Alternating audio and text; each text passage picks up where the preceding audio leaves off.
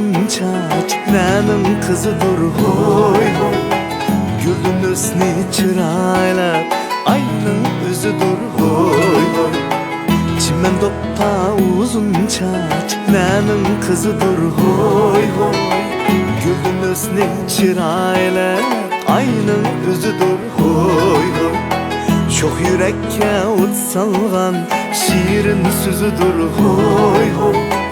Kara kaşlı kara göz nenin kızıdır hoy hoy.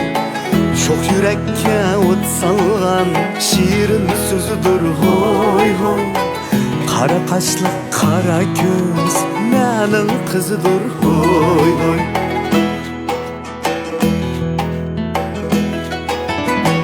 Aynı güzel uzlaydı, köygen kızığa yetmeydi.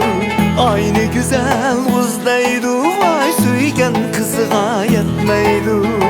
Şu kızlarının cemali hiyalimden ketmeydi. Kara kaşlı kara göz nenin kızıdır hoy hoy. Tolun aydek gözlerini körgüm kilidi hoy hoy. Şirin tatlık levlerine söygüm kilidi hoy hoy.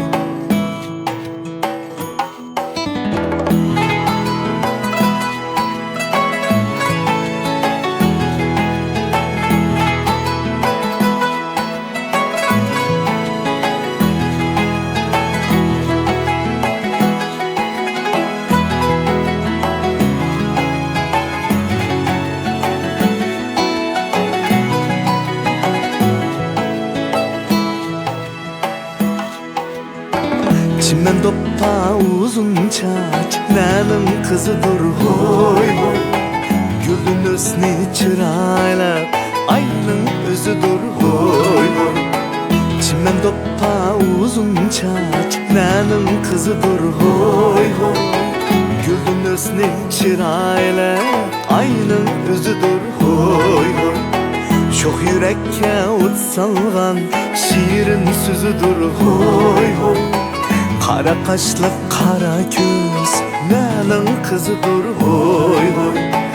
Çok yürekke ot salgan şiirin sözüdür hoy hoy. Kara kaşlı kara göz nenin kızıdır hoy hoy.